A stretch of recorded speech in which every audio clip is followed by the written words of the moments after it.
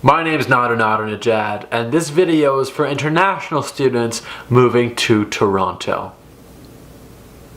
So you're moving to Toronto and you want to get settled in. No matter where you are from any country in the world, it's gonna be a tough move.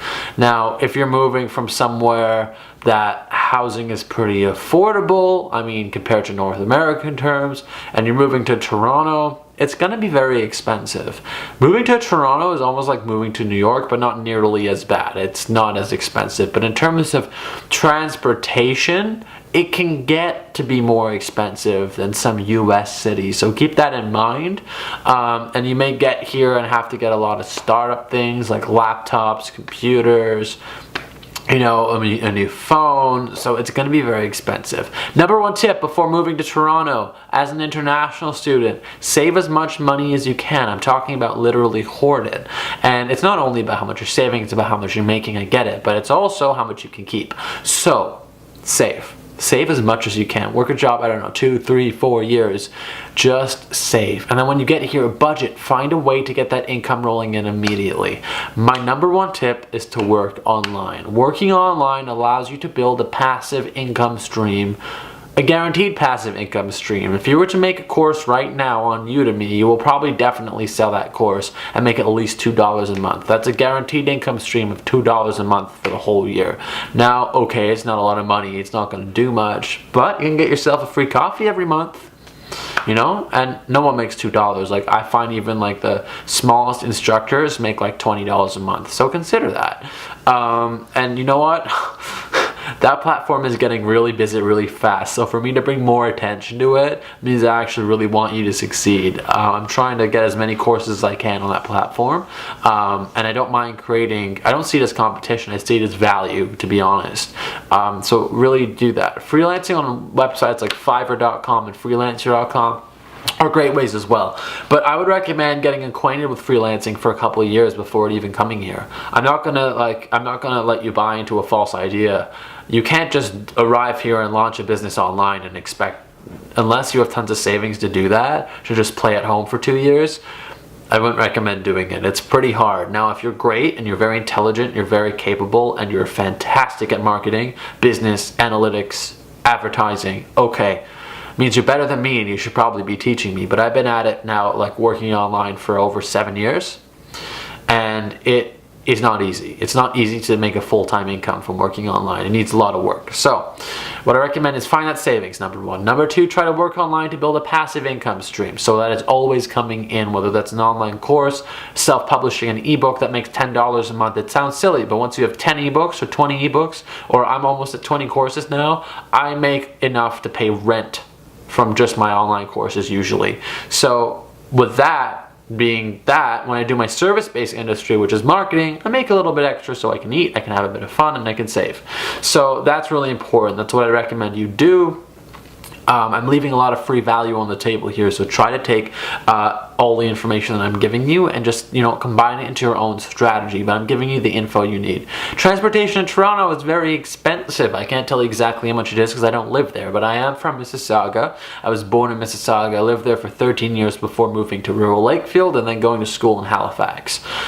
So what I recommend doing is finding out transportation costs. Are you going to need a bus pass? That's what I recommend you do. If not, walk everywhere. Just walk. Don't even get a car. Driving is, first of all, expensive because you have to pay insurance. Driving is kind of hectic because it's Toronto and you may just get here, you're not really used to the roads yet, and then you have a car crash. Not saying you're jeopardizing your life or anything. I'm just saying that if you have a crash, your insurance rate's gonna go up. You're gonna have to pay for that. Like, it's just, to me, it's extra headache, but some people I find don't even worry about that stuff, and they arrive here, they get a car and they love it, and life is good for them. So get a car if you're really confident and you're a great driver and you need a car. But if you don't, walk everywhere. You're gonna be able to. It's a good city to do that in. Consider getting a bicycle. If you're able to get a bicycle, it's going to speed up your commute a little bit. Don't lose the bike. People steal bikes. You're going to need a lock, and your apartment is going to need to have space for the bike. So make sure you have those two things. Next thing, when you're renting, do not just rent anywhere. Just because you're coming to Canada doesn't immediately mean that the renting situation is going to be good, because we're a Western country and we're North America, we're fantastic. We're not really that much better than any other country. We have some perks like any country does, but we also have some really shady landlords who do not care about their tenants. So what you want to do is visit a lot of places. Before you actually get a place or rent a place, don't do anything online. Make sure you research your place first, and when you come to Canada, you get an Airbnb, or go ahead and get a hotel for a couple nights. I recommend getting an Airbnb if you're a student. It's going to be a lot cheaper, especially in a city like Toronto, but maybe you're only coming down for a couple days, so you can get a hotel. Check out as many places as possible. Toronto apartments are expensive for their size, so you'll get like a shoebox apartment. You could easily pay $1,200 plus for that place. I mean, $1,200 is on the frugal side for Toronto. Anything less than that, you're gonna have a really small apartment. So I really recommend, if you can, like you just want to be in Toronto area and you have a car, get housing slightly outside of Toronto and drive every day instead of living right in the downtown, because that's going to be very expensive. So those are some tips for you. As an international student, Toronto has a great community of other international students, so it doesn't matter where you are in the world, there are clubs and groups, and if you have any questions, just call University of Toronto, U of T, or any of the other universities around the Toronto area, and find out about some activities and meetups for international students. No matter what country you're from, chances are you're gonna find it in Toronto. Great international cuisine, a lot of things to do. It's a bit of a hectic, busy city, but if you're coming from somewhere like Beijing or Mumbai, you're gonna be used to that stuff. In fact, it won't even be as busy, because Canada's pretty open, and if you just drive an hour outside of Toronto, you're in the middle of nowhere like that. So honestly, it's gonna be okay, but it is quite crowded. It does get a little bit hectic. Like, I find that it's weird, but I find that when the weather gets really hot or really cold and you're doing the same thing all the time in Toronto, it tends to drain you because it's a large city. In Canada, we do get some extreme weather, nothing crazy, but we do get a lot of snow, we get a lot of cold. But Toronto's a good city to be in. It has a lot of coffee shops, it has a lot of places you can go in and get warm, a lot of kitchens that do kind of like hearty food, and you have international food, so you won't be missing the comforts of home. I really recommend Toronto as a place for people who have money and they're moving to Canada. It's a great place, but also consider going to Halifax, or even going out west, somewhere like Calgary or Vancouver. I go to Halifax, and right now, I personally think there's more opportunity for students, because A, it's cheaper, B, it's a little bit harder. You got to be a little bit more independent in Halifax, I think. It's a little bit, it's easier to feel homesick in Halifax. And that sounds funny. There are international students, but I do find that it's very, it's a developing city. I still say it's a developing city. No one will really tell you that or have you believe it, but because of all the infrastructure going up there, it's developing. But that means there's a lot of opportunity to get known. So if you're a mover and shaker, it's a great place to go. So these are some basic principles and advice you could probably sub and use for any city you're moving in the world. So if you have specific questions about Toronto, job opportunities, fantastic. Prices of groceries, not too bad. You can find some really cheap places around Toronto. Generally, it's Toronto, so things are going to be slightly more expensive, like they are in any larger city. But shopping well, since there's so many options, there's more competition,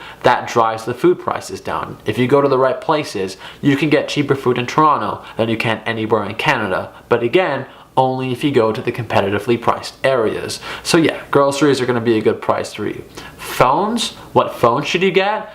So many options in Toronto, and you're going to have a lot of different things to choose. The main providers are like Rogers and Bell, but TELUS, Koodo. You're going to ask me which one's the best one? It's all subjective. All of those big companies, TELUS, Rogers, Bell, Koodo, they're going to have good service, okay? They're going to have towers, and you're in Toronto, so you're going to be okay. Out of those four, I'm going to rank them in customer service. I've experienced only TELUS, Rogers, and Bell. And in order of customer service, I'm going to say TELUS, then Bell, then Rogers. I found Rogers to be the worst. In terms of reliability, I find Bell to be extremely reliable. When you need help from their technical service team or their technical support team, they make everything complicated and convoluted and confusing. So it really depends. But is it a good internet service? Yeah, I would go with Bell.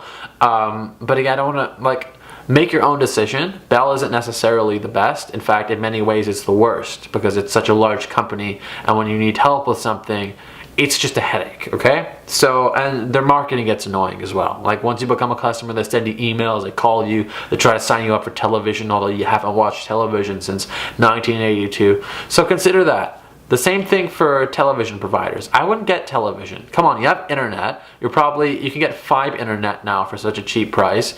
Not such a cheap price, but compared to the copper internet, it's virtually the same price.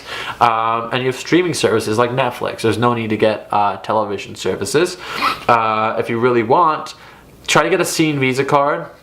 If you're gonna, there are different banks in Canada. I have a video all about banking in Canada, so go and check that out on the channel. I'm expanding my playlist for international students. I'm with Scotiabank. They give me a CN Visa, and I get I've had 40, 50 free movies at movie theaters because of the points that I've accumulated on there. I'm looking at switching that credit card because I don't watch that many movies. But as I'm a student in Canada, they're apprehensive to even switch me credit cards because I've only had I've actually had 8 years of working experience, but I've only had a couple of years of running my own business, and I need more not only documentation to prove that I'm making an income to get another credit card. Anyway, as an international student, I think I've given you a lot of tips and tricks in terms of what you can get, your plans, just living in Toronto, what that's like, how it compares and stacks up to other cities. We're almost going to hit 10 minutes, so actually we're going to hit 12 minutes. So what I want to do is just leave you on that note, and if you have any more questions, ask me in the comments section below, and I'll be happy to answer everything.